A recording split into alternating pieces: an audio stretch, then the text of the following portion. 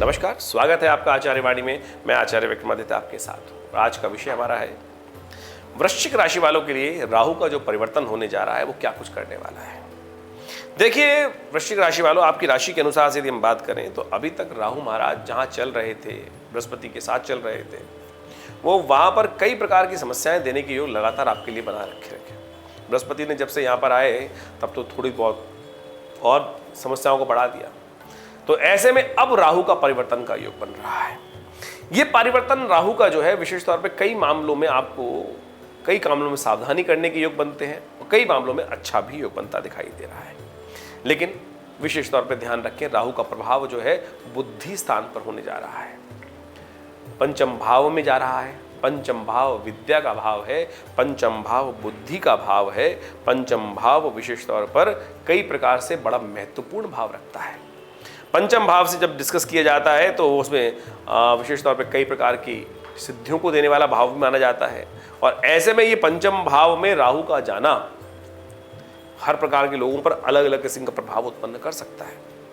सबसे पहले बात तो इस बात का ध्यान रखना चाहिए कि पंचम भाव में जब राहु का परिवर्तन होगा तो ऐसे में केतु महाराज चले जाएंगे जो है वो एकादशवें भाव में, जो आपके चल रहे थे 12वें भाव से निकलकर वो आपके विशेष तौर पर पंचम 11वें भाव में जाएंगे। और 11वें भाव में राहु का जो बृहस्पति का जो केतु का प्रभाव होगा वो विशेष तौर पर वो आपके लिए बहुत महत्वपूर्ण रहेगा। राहु केतु के कारण से कुछ समस्याएं आएंगी, कुछ नई बातें भी आपको प्राप्त होने के योग बनेंगे। आपके द्वारा आपकी प्रोग्रेस, आपकी इनकम में इंप्रूवमेंट आने के योग तो अवश्य बनते दिखाई दे रहे हैं। ये तो साफ साफ दिखाई देता है। आपकी मेहनत से जो पॉजिटिव मेहनत करेंगे आप, उसकी कारण से इन आने वाले 18 महीनों में आपकी जमीन जायदाद में, धन में, नए चीज़ों में इजाफा होने के योग दिखाई देते हैं। यानी प्रोग्रेसिव चार्ट डेफिनेटली रहता दिखाई दे रहा है। ये बहुत महत्वपूर्ण बात है। राहु महाराज ने ये कुछ ना कुछ, राहु केतु का परिवर्तन जो है वो आपके लिए कुछ जमीन जायदाद में नई चीज़ें जोड़ने के योग बना सकता है। यानी आपकी प्रॉस्पेरिटी, आपकी वेल्थ को बढ़ने का ग्राफ डेफिनेटली दिखाई देता है। और जैसे ही बृहस्पति महाराज परिवर्तित होंगे, अभी 6 महीने बाद बृहस्पति का भी परिवर्तन हो जाएगा। बृहस्पति आपके आगे बढ़कर विशेष तौर पर जो चले जाएंगे वो वृषभ राशि में चले जाएंगे, तो उसके बाद तो और बढ़िया रास्ता बनने के योग बन जाएंगे। लेकिन जब तक बृहस्पति नहीं जा रहे हैं तब तक आपको थोड़ा सावधान रहने की ज़रूरत है। कुछ खास तौर पे एक तो स्वास्थ्य के मामले में ध्यान रखने की ज़रूरत है, और दूसरा आप अपने कॉम्पिटिटर्स से, शत्रुओं पर विशेष तौर पर अननेसेसरी के जुर्मानों से बचाने का आपको प्रयास करना चाहिए। कोई भी काले गलत मत करना, पहले ही सावधान होकर काम करने की ज़रूरत है, क्योंकि बृहस्पति यहाँ पर नुकसान कराने के योग दे रहा है। कई बार क्या होता है ना, हम बनेटी घुमाते हैं, चलो भैया ऑर्डर आया निकाल दो, कुछ भी काम कर दो, उसमें कुछ अच्छा किया, कुछ लिपापोती कर दी, फंस जाओगे। तो इस बात का ध्यान रखना, जो भी काम करना बिल्कुल ऑर्गेनाइज वे में करने का प्रयास करना। बुद्धि में राहु का प्रभाव हो सकता है, तो उस चीज़ का ध्यान रखने का प्रयास करना चाहिए। एक आपको खास तौर पर ध्यान रखना है अपनी संतान का, अपने बच्चों का। जो परिवार वाले लोग हैं उनके बच्चों के लिए राहु का ये प्रभाव नेगेटिव रहता दिखाई दे रहा है। वृश्चिक राशि वालों को इस बात को खास तौर पे समझते हुए कार्य करने की ज़रूरत है।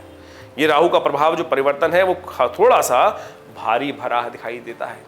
ऐसे में राहु का उपचार, ओम भ्रांग भ्रीं भ्रौं से राहवे नमः, इस मंत्र का नित्य प्रति जप करें। राहु के यंत्र को घर स्थित कर अपने घर के मुख्य दरवाजे पे लगाएं, ये बहुत ज़रूरी है। नहीं तो राहु का जो प्रभाव नेगेटिव है वो संतान के लिए, स्वास्थ्य के दृष्टिकोण से, कई प्रकार की और समस्याओं के लिए, अननेसेसरी की उसके स्वास्थ्य के लिए और आगे बढ़ने की प्रॉस्पेरिटी में, प्रोग्रेस में कहीं ना कहीं परेशानी देने के योग दे सकता है। और खास तौर पर घर के बड़े बूढ़ों के स्वास्थ्य के लिए भी समस्याएं उत्पन्न करने के राहु महाराज प्रभाव उत्पन्न कर सकते हैं। तो इस बात का आपको विशेष तौर पर ध्यान रखते हुए, इसका उपचार करते हुए कार्य करने की ज़रूरत है। राहु बुद्धि पर जाके बैठ गए हैं, और जमीन जायदाद के संबंध में तो हमने आपको बताया कि प्रॉस्पेरिटी होने के डेफिनेटली योग बनेंगे। लेकिन अब इन सब नेगेटिव प्रभावों को दूर करने के लिए जो उपाय बताया है, एक मंत्र बताया, ओम भ्रांग भ्रीं भ्रौं से राहवे नमः। कोशिश ये करें कि सुबह सूर्योदय से पहले पहले एक उपाय अवश्य करने का प्रयास करें।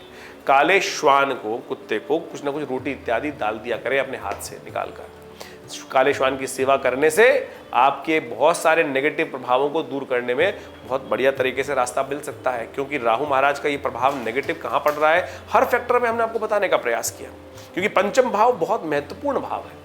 पंचम भाव एक तरीके से बुद्धि का भाव माना जाता है और समस्त कार्य संपादित बुद्धि के द्वारा ही होते हैं। और बुद्धि पर राहु का प्रभाव होने के कारण से राहु एक नैसर्गिक दृष्टिकोण से एक ऐसा ग्रहण कारक ग्रह है कि वो उस पर अपना प्रभाव डाल देता है। बुद्धि पर नेगेटिव प्रभाव आया तो सब चीजें करने की, बुद्धि सोचने की, कार्य करने की क्षमता ही प्रभावित हो जाएगी। तो इसलिए राहु के मंत्र का जप ओम भ्रांग भ्रीं भ्रौंग से राहवे नमः शाम के समय अवश्य इस मंत्र का जप आपको करने का प्रयास करना चाहिए।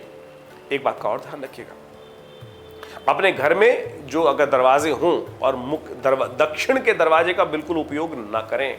दक्षिण के दरवाजे का उपयोग करना इस वक्त दक्षिण दिशा की तरफ ज़्यादा कार्य करना, दक्षिण की दिशा की तरफ आपकी दुकान का होना, ये ऐसे में बहुत अशुभ होने के योग बना सकता है। राहु का प्रभाव नेगेटिव कर सकता है, इनकम में भी इसका प्रभाव उत्पन्न हो सकता है। तो हर चीज़ को हमने आपको उपाय सब चीज़ें बताने का प्रयास किया, कैसे आपको उसको लाभ हो सकता है, कहाँ किस फैक्टर में नुकसान होने के योग दिखते हैं। इन सब चीज़ों को समझते हुए यदि कार्य करेंगे तो आप बहुत सुंदर तरीके से राहु का प्रभाव पॉजिटिव भी ले सकते हैं और हल्की सी त्रुटि जो होगी तो उसका प्रभाव नेगेटिव भी हो सकता है। तो इन सब चीज़ों को समझते हुए आपको कार्य करने की ज़रूरत है। समझिए, करिए। धन्यवाद, नमस्कार।